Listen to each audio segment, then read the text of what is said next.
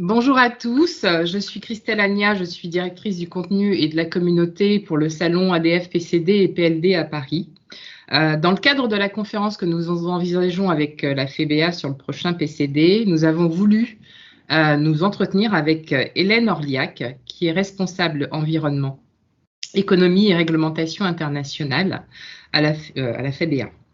Nous souhaitions nous entretenir sur une série de décrets d'application qui vont concrétiser les discussions sur la loi sur l'économie circulaire. L'événement sera certainement virtuel, mais je vous tiendrai au courant dans les prochains jours, donc restez bien vigilants sur les annonces que nous ferons autour des dates initiales, puisque les dates du salon ont été repoussées au 22 et au 23 juin prochains. Bonjour Hélène. Bonjour Christelle. Bon, pour ceux qui ne vous connaissent pas encore, je doute que ce soit le cas, pourriez-vous vous présenter s'il vous plaît? Oui, bonjour bien sûr. C'est très possible que l'on ne me connaisse pas encore puisque je suis arrivée à la FEBA assez récemment, il y a à peine un peu plus d'1 an.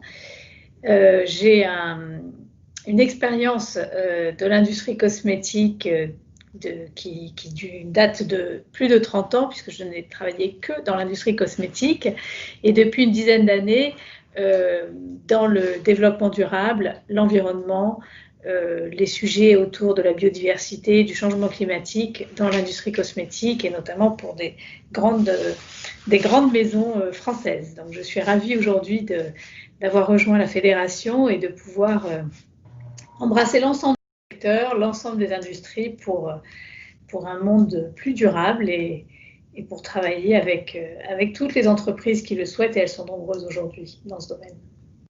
Est-ce que vous pouvez nous présenter la FEBA un petit peu et son rôle et qui peut adhérer? Bien sûr.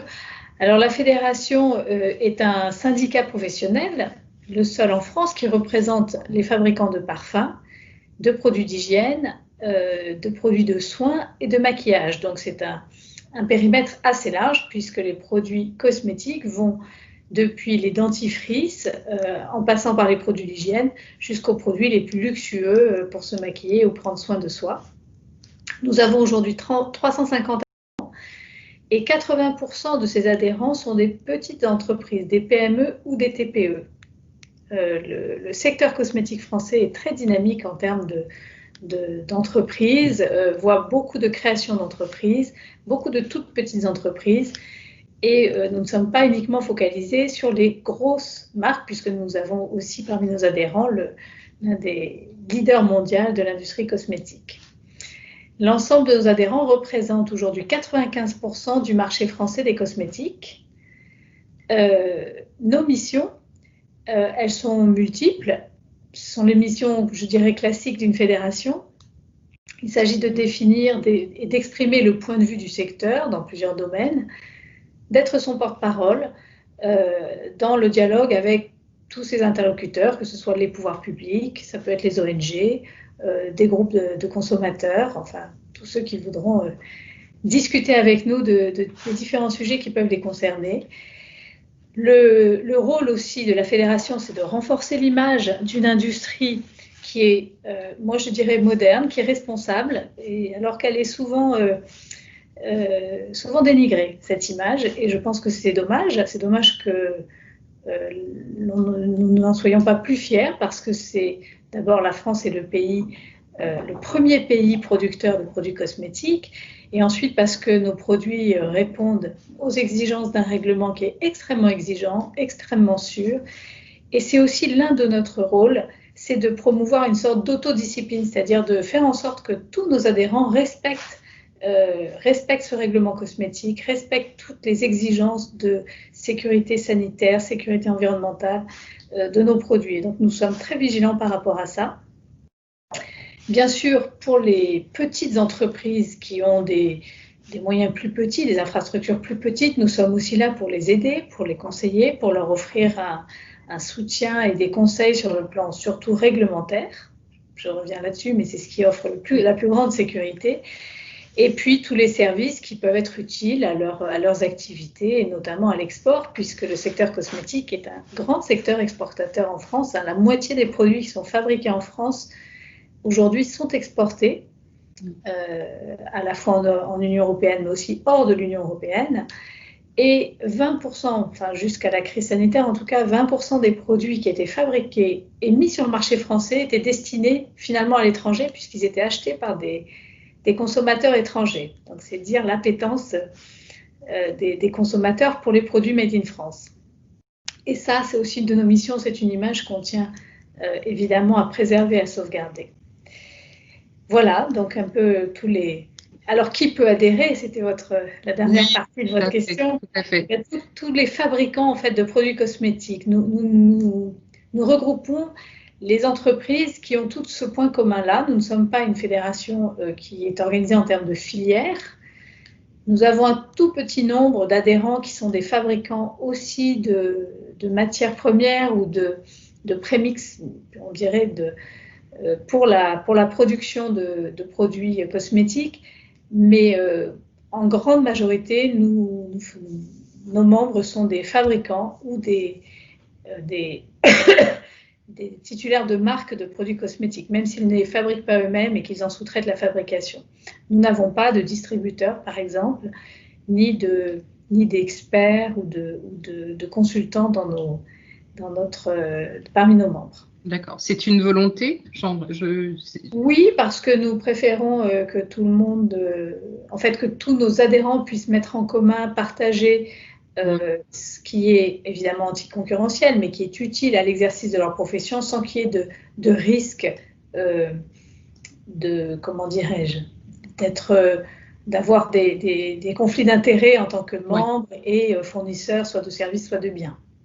Donc ainsi, nos membres restent tous à égalité et peuvent intervenir, nous solliciter, Nous sommes aussi une fédération qui a un objectif de mettre en commun et donc de faire bénéficier à tous des réflexions, des propositions, des connaissances ou de l'expérience de certains d'entre ces membres. Donc ça permet de renforcer, je dirais, l'excellence et être dans une logique d'amélioration des pratiques, qu'elles soient d'ordre réglementaire, publicitaire, environnemental. D'accord. Voilà. Très bien. Pourriez-vous nous donner un panorama de la réglementation à venir? Alors, je pense qu'on parle de réglementation environnementale. Oui. Alors, en effet, il y en a beaucoup. Si vous me permettez, je vais peut-être remettre un petit peu le contexte. On sait aujourd'hui, tout le monde le perçoit, que les conséquences du dérèglement climatique sont vraiment perceptibles et il y a un vrai sentiment d'urgence d'agir, d'urgence à agir qui est partagé par l'ensemble de la société. Et on a bien conscience et on a pris conscience aussi que ce n'est pas la crise sanitaire qui fait que ce sujet-là passe au deuxième plan, même bien au contraire. Pour beaucoup de personnes, il y a un lien entre crise sanitaire, dérèglement climatique, urgence environnementale et on a bien conscience qu'aujourd'hui c'est un sujet et les entreprises ont pris conscience que c'est un sujet qui fait partie et qui doit faire partie maintenant de leur stratégie. Et on le voit aussi parce que finalement il y a effectivement de plus en plus de perspectives réglementaires qui se profilent et qui ont toute cette source-là, cette demande de la population, de la société civile, qui est une action, et une action rapide. Alors, moi je dirais que le panorama réglementaire, en fait, si on prend par ordre d'importance ou de rapidité, c'est évidemment la mise en application de la loi anti-gaspillage et économie circulaire, la loi française, donc qui a été promulguée en février 2020, et dont les décrets d'application sont en train d'être publiés actuellement. Évidemment, il y a énormément de textes, plus d'une centaine de textes, beaucoup nous impactent le secteur cosmétique, une bonne trentaine ou quarantaine avec beaucoup de projets d'arrêtés. Tous ne sont pas encore publiés, loin s'en faut, puisque un dernier rapport parlementaire disait que 5% avaient été publiés. C'est aujourd'hui, en tout cas, la première slave, entre guillemets, de textes réglementaires sur les sujets environnementaux qui vont apparaître. Très vite derrière, il y a un projet de loi qui devrait voir le jour suite aux travaux de la Convention citoyenne pour le climat. On appelle ce projet de loi un projet de loi climat. Nous n'avons pas aujourd'hui de calendrier certain d'avant-projet ou de texte qui serait présenté. Donc, on ne sait pas si c'est d'ici la fin de l'année ou au premier trimestre 2021. On est encore dans l'expectative. Et puis, parallèlement à ça, avec le nouveau Conseil de l'Europe il y a le pacte vert européen, le fameux Green Deal, qui est également un cadre réglementaire qui est en train de se mettre en place pour accélérer la transition écologique. Très bien.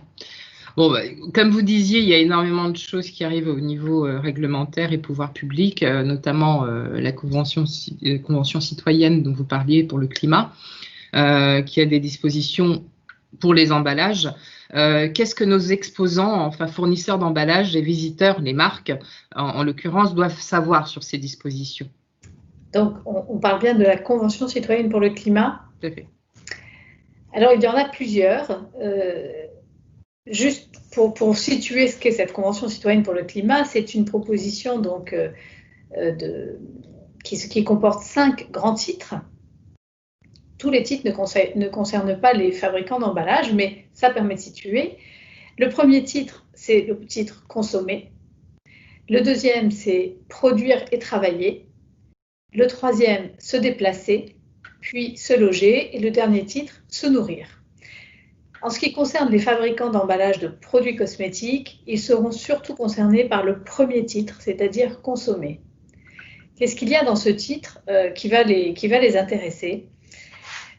C'est tout ce qui concerne l'information, la sensibilisation des consommateurs et des futurs consommateurs. C'est-à-dire que les emballages devront comporter un certain nombre d'indications qui permettront aux consommateurs de savoir ce qu'ils ont entre les mains, quel est l'impact environnemental de ces emballages, comment est-ce qu'ils peuvent traiter ces emballages en fin de vie, comment est-ce qu'ils peuvent faire en sorte que ces emballages, d'abord qu'ils puissent faire un choix de produits en fonction de ces emballages et qu'ensuite, comment est-ce qu'ils peuvent mieux utiliser, gérer et en fin de vie.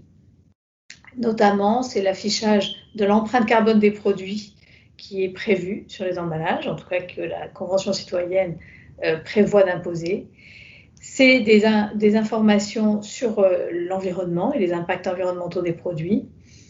Ce sont également des mesures d'encadrement, de régulation de la publicité. Ça concerne un peu moins l'emballage, mais ouais. Si l'emballage prévoit des claims sur son bénéfice environnemental, il y aura également des mesures de régulation, d'encadrement.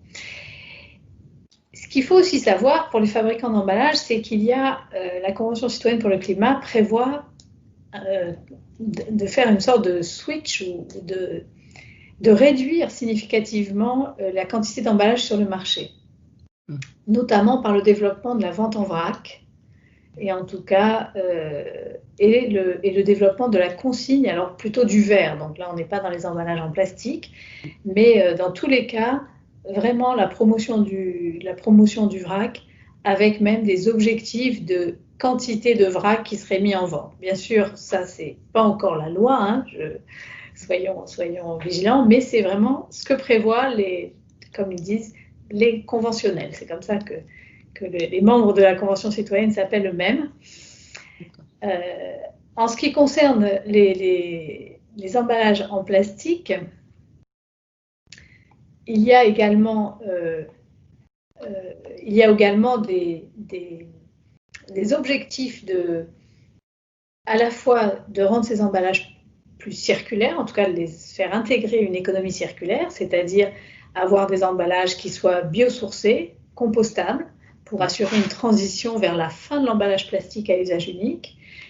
Il est également prévu qu'à très court terme, à horizon 2023, il y ait la fin des emballages plastiques à usage unique. Donc c'est demain matin, hein, 2023, pour être honnête, c'est dans 3 ans aujourd'hui. Oui, tout à fait. Et d'ailleurs, je rebondis dessus parce qu'on parle de fin d'emballage à usage unique à horizon, vous parliez de 2023, mais moi j'ai entendu parler de 2040. Alors 2040, c'est dans la loi AGEC. D'accord. Donc en fait, il y a en miroir des propositions de la Convention citoyenne qui reprennent des dispositions prévues dans la loi AGEC, mais avec des délais et des seuils qui sont souvent plus ambitieux encore que ceux de la loi AGEC. Donc moi j'ai des questions. Donc du coup pour ces emballages à usage unique, est-ce que les emballages cosmétiques sont considérés comme à usage unique? Alors voilà une très bonne question parce que tout est là pour dire est-ce que cet objectif on va l'atteindre, on va pas l'atteindre et sur quoi. Alors très clairement pour nous, pour le secteur cosmétique, les emballages de produits cosmétiques dans leur majorité ne sont pas des emballages à usage unique. Dans la mesure où ce sont des produits et des emballages qui sont utilisés plusieurs fois. Je m'explique, un shampoing, quand vous achetez un shampoing, vous vous en servez un certain temps. Si vous achetez 2 ou 3 shampoings dans votre salle de bain, vous allez encore allonger la durée en fait, totale d'utilisation de votre shampoing. Et ce n'est pas parce que vous ne l'avez pas utilisé pendant une semaine que vous allez le jeter. Votre emballage permet de le conserver, permet de le fermer et permet que vous réutilisiez votre produit tant qu'il n'est pas complètement vidé. C'est comme ça, en tout cas, que le voit aussi la directive européenne. Donc, il y a un décalage aujourd'hui entre ce que les pouvoirs publics français appellent l'emballage plastique à usage unique et ce qui pourrait être considéré comme un emballage, enfin, en tout cas, que des textes européens pourraient considérer comme un emballage à usage multiple. En tout cas, cette question devra être tranchée, elle ne l'est pas encore aujourd'hui, mais devra être tranchée sur le plan vraiment juridique parce que sinon il y a un risque que certains produits européens ne puissent plus être commercialisés en France alors que ça ne répond pas à la définition européenne. Ou en tout cas alors que ces emballages européens répondent à la définition européenne. Les lois du marché unique font que normalement il ne faut qu'une seule définition et la même pour tout le monde. Alors ceci dit, une fois que l'on a dit ça, ça ne veut pas dire qu'il ne faut pas travailler sur les emballages. Bien au contraire, et ça ne veut pas dire que s'il y a des emballages en plastique à usage unique, c'est-à-dire un emballage qu'on enlève, qu'on jette et qui ne sert plus à rien, par exemple des emballages plastiques comme des sleeves qui vont regrouper plusieurs produits et qui ne permettent ni la conservation, ni l'utilisation, ni en fait un usage dans des bonnes conditions et de fonctionnalité et sanitaire, alors en effet, il serait peut-être intéressant de réfléchir à ces emballages-là et de les supprimer. Ça, oui. Donc tout est vraiment dans la définition. Nous, ce qu'on souhaite, c'est que cette définition soit clairement établie, qu'on puisse en discuter, qu'elle permette à nos produits de circuler dans toute l'Europe et évidemment dans le reste du monde, parce que ce secteur travaille sur le monde entier.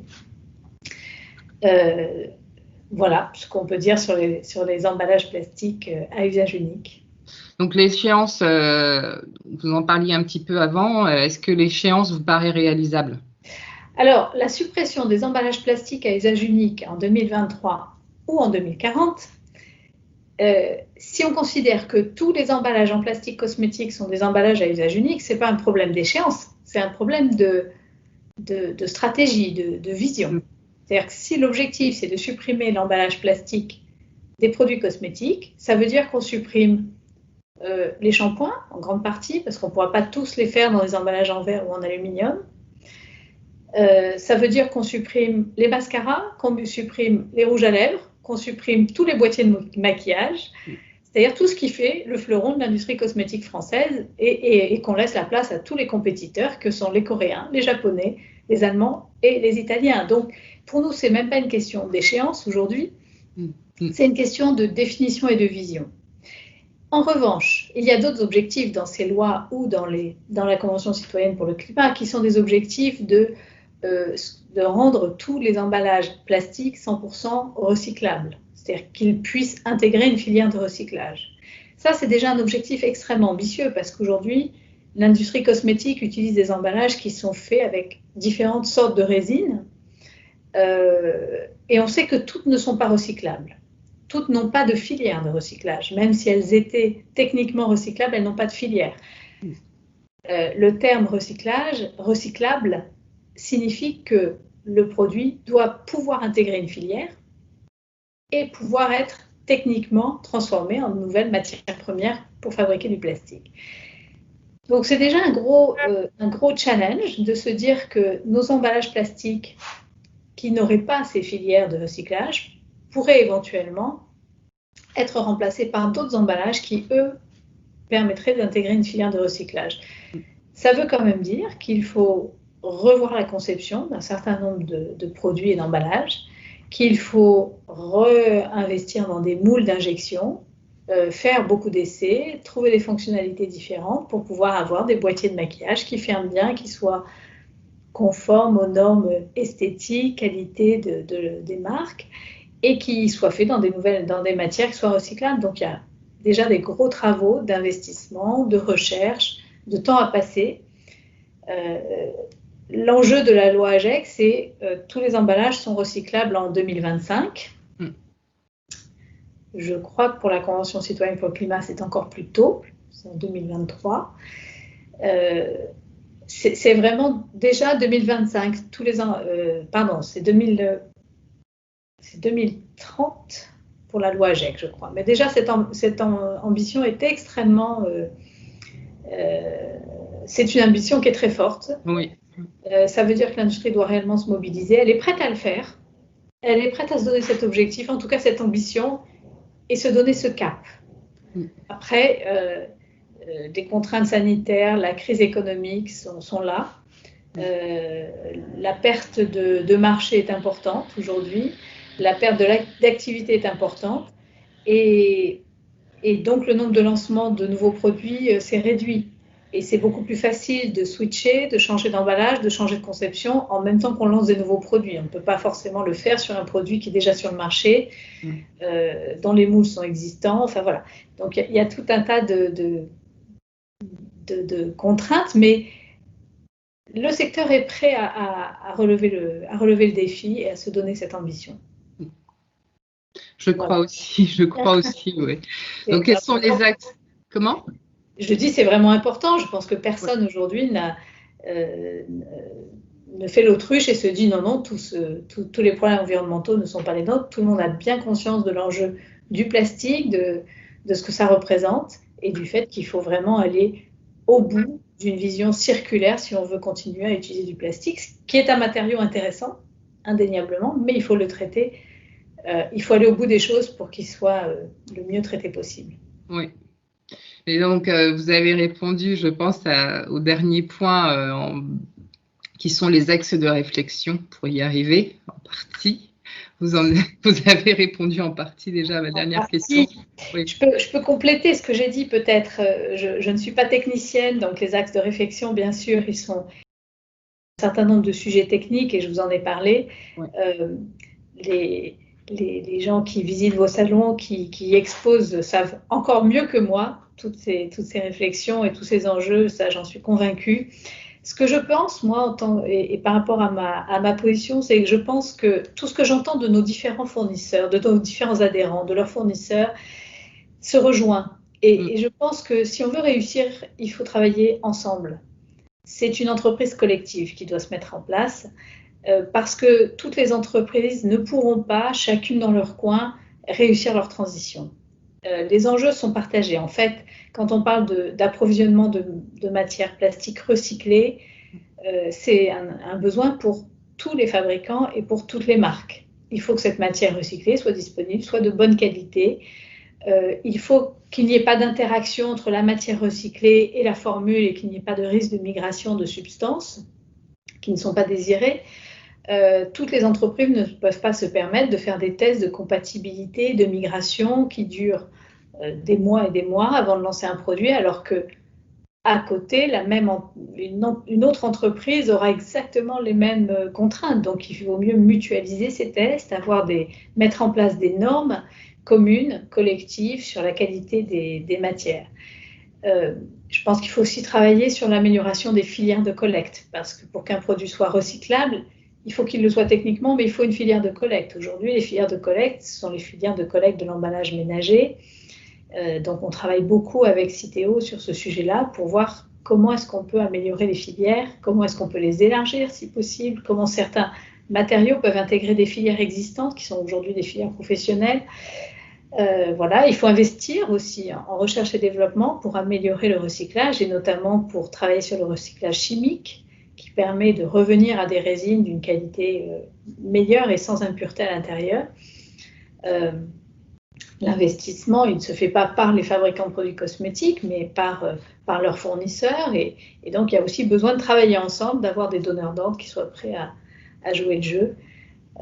Voilà, donc je pense vraiment aujourd'hui que les enjeux sont communs et que l'accélération se fera si elle est collective et si elle peut se faire ensemble. Très bien. Merci beaucoup pour toutes ces informations et d'avoir répondu à mes questions et certainement les questions que beaucoup d'entre nous nous posons. Je vous dis à très bientôt et je tiens à réitérer aux auditeurs que de bien rester attentifs aux annonces faites par nos soins dans les jours à venir, notamment via nos newsletters qui sortent généralement 2 fois par mois, car elles vous donneront tous les détails pour le prochain salon et surtout l'organisation des événements qui seront organisés par EasyFairs. Merci Hélène et à très bientôt. Merci Christelle, à bientôt. Au revoir. Au revoir.